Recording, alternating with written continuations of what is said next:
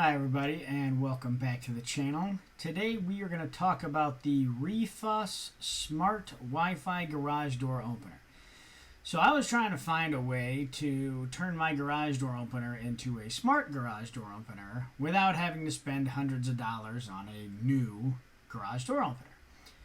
So I found this online, decided I'd test it out, see how things work, and invite you all through the process. So I just got it here in the mail. So we're going to go over the unboxing of it, go into the install, and see how the app functions and how well it works. So without further ado, let's get into the unboxing. Okay guys, so here is the box that the Refoss Wi-Fi Smart Garage Door Opener came in. A pretty generic presentation.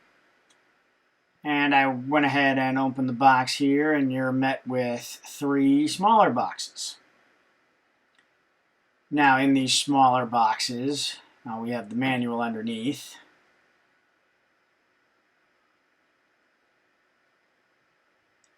And that's everything. So we go ahead and set the box aside. And now we start opening up boxes. So here in this small box, we have the wall plug, which came with the unit. It is 5 volts, 1 amp is the output of this wall plug. So it is the same as an old iPhone charger or some of the old Android chargers, in case you have a different style one that you would like to use. And then opening it up, we have the unit itself and the charging cord, just hanging out the side, connected to where the sensor would connect to. There's a little black reset button on the top, 2 wires that connect to the garage door, red connector that connects to the sensor, and USB cord that goes to the power. Then in the last box here, we have the black magnetic garage door sensor. So it's got a long cable that you can run along the ceiling over to the garage door itself. And it functions very similar to a security sensor for a garage door. I'm sorry, for a regular door. You've got a little magnetic sensor, another one that's connected to a wire. When the sensor is broken, that says one thing. When the sensor is connected, it says another. So in this case, when the sensor is connected, the garage door is closed. When the sensor is apart, the garage door is open. And that is how the unit recognizes the state of the garage door itself, whether it is opening or closed, and that can also be communicated to whatever smart home device you are using as well. So here we're going to run through the installation of the app. You can scan the QR code out of the instruction manual that comes with, or you can search eHome Life in your App Store or Play Store. Go ahead and download the application itself. It takes maybe 30 seconds to download. Once it's downloaded, we're going to open it and then run through the settings of how to set up the app to your garage door. So once you get into the app, you're going to click Sign Up. Since it's the first time, it's going to ask to enable location services after you've entered your login information. You allow it to. It asks if you're going to install the device now. Click Install Now, and then it asks which device. We're going to click the Smart Garage Door Opener. You have the 100 series, which is the top one. And then it says it wants you to make sure that your device is compatible. I can't see why it would not be compatible with almost all devices, but you can click Start and run through the specific model number that you have to determine if your specific device is compatible. Now at this point, it's asking you for the make and model number. To find that, you want to pull down the plastic cover of the light, and it is located on the sticker next to the light on the inside of the garage door opener. Now we're back to the list. I have a Craftsman, so I selected Craftsman. Then I scroll through the numbers and find the same number that's on that barcode on the inside of the light cover for my specific garage door opener. I thought they were in chronological order, but apparently the letters threw it for a loop a little bit, so make sure you scroll the whole list if you're having a hard time locating your specific model. And once you find your model, you just click on it and say, yes, you found it. Now it's going to ask you to connect to power. I did this inside my house before I mounted it anywhere. It lets you know that it should be flashing yellow and green lights to let you know that it is ready and in pairing mode. I found that I had to cup my hand around the lights even to tell that it was changing color. It's more changing from a green to a light green color, so just be aware that it is not as visually different as the illustrations would indicate. If it's not flashing, you press and hold the button for 5 seconds and it'll start it flashing. Once it's flashing, you go ahead and click Next. It asks you to connect to Wi-Fi, and it gives the name of the Refoss and then whatever your specific number of your unit is. It's going to take you over to your Wi-Fi settings, then it's going to pop up on your Wi-Fi list. You select that and connect to it. It's then going to take you back to the app and allow you to set up settings in the device itself. Here my phone says I don't have internet through this Wi-Fi. I just clicked keep connecting and then I went back to my device. Then you go ahead and name it. I went to change the name here, ended up leaving it the same.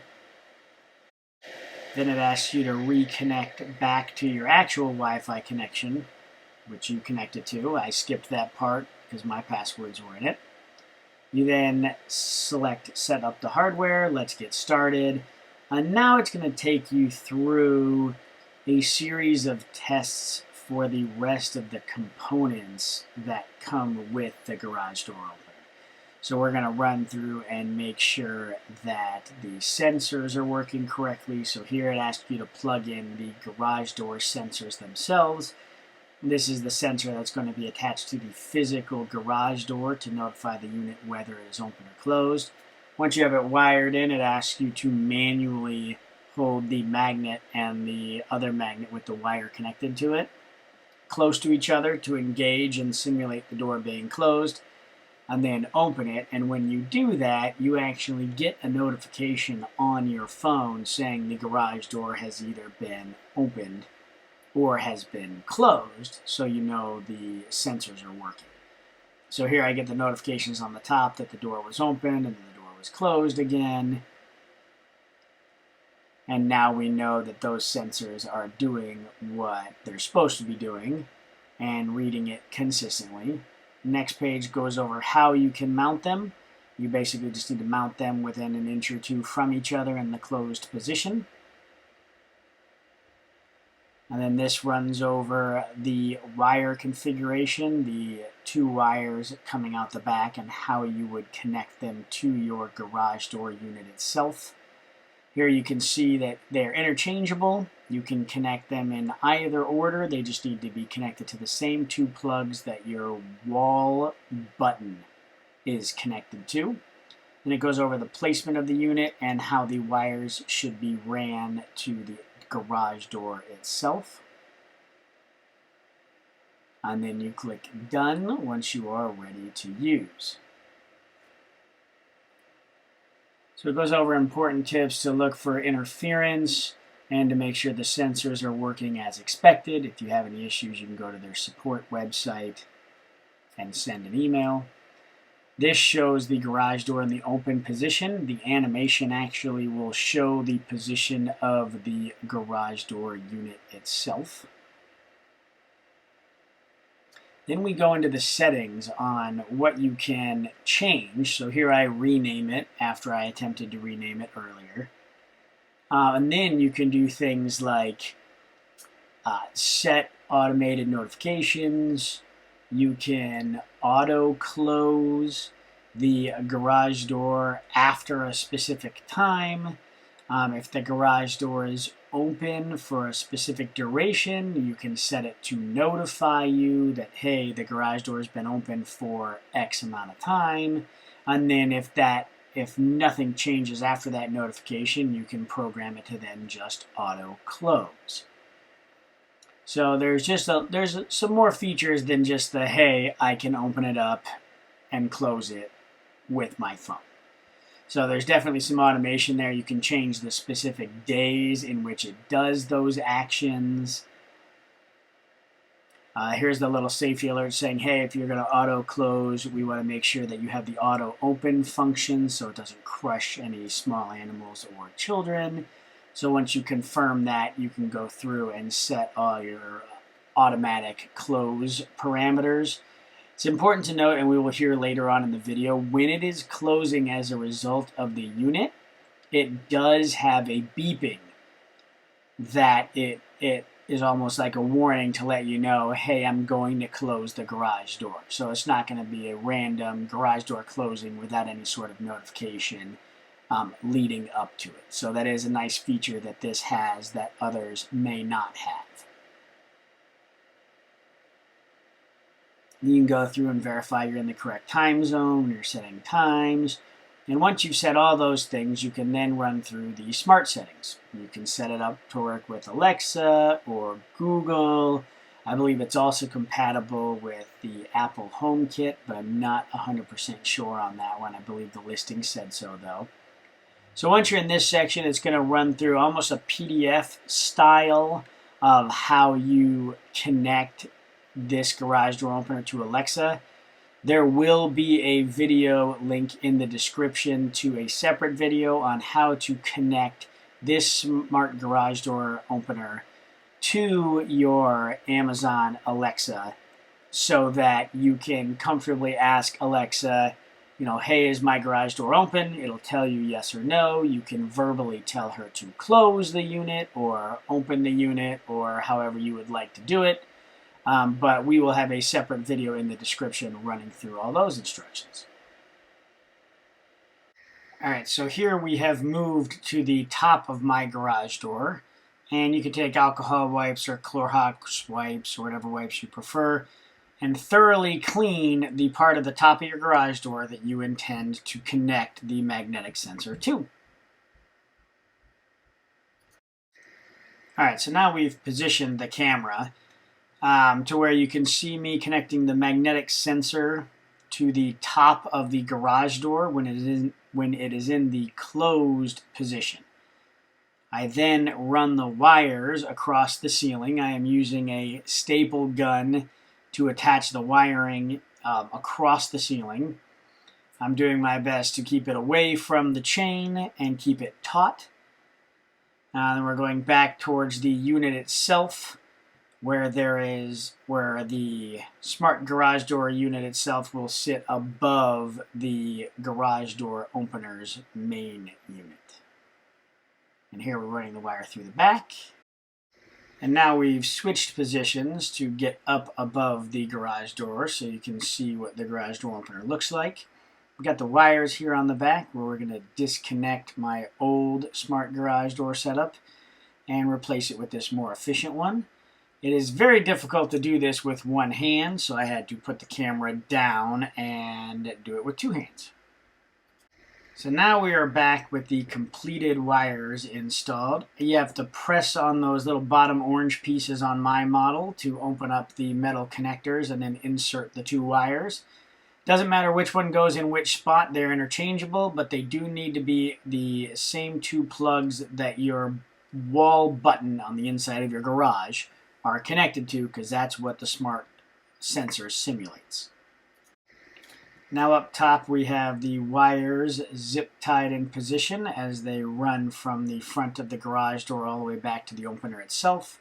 We zip tied it to the frame holding the garage door to the ceiling. Okay, so now that the wires are zip tied out of the way, we've got the sensors going into the top.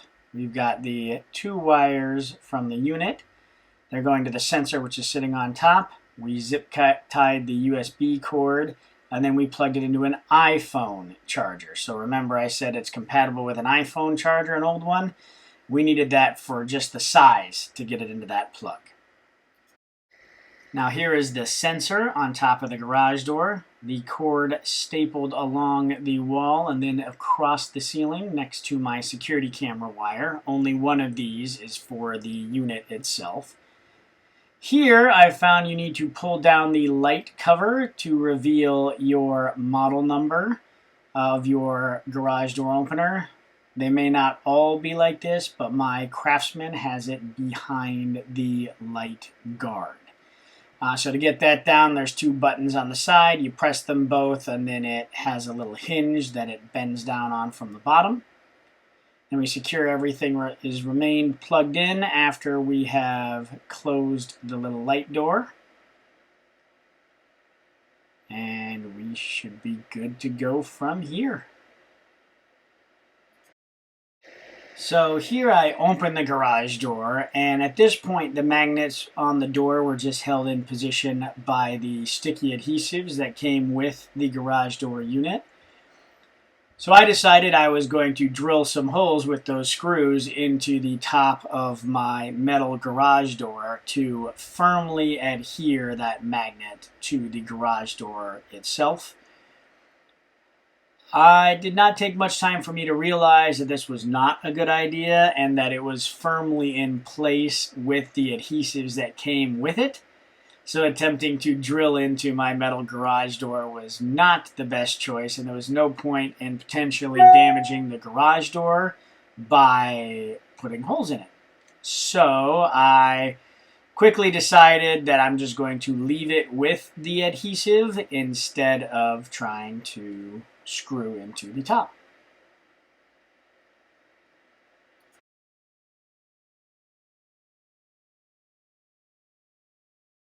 And now we're going to test the garage door opener itself.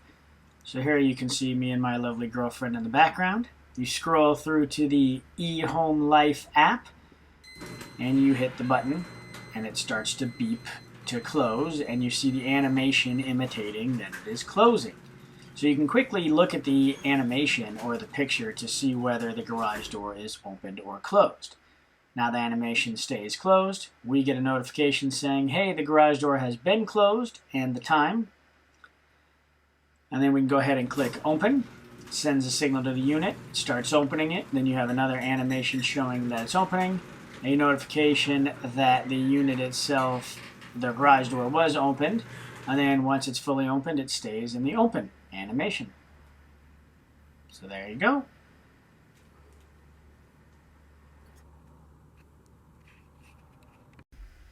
Thanks everybody for watching all the way through to the end. Please like and subscribe to my channel. Take a look in the description for the link to the video on how to connect your Alexa to your Refoss Smart Garage Door Opener.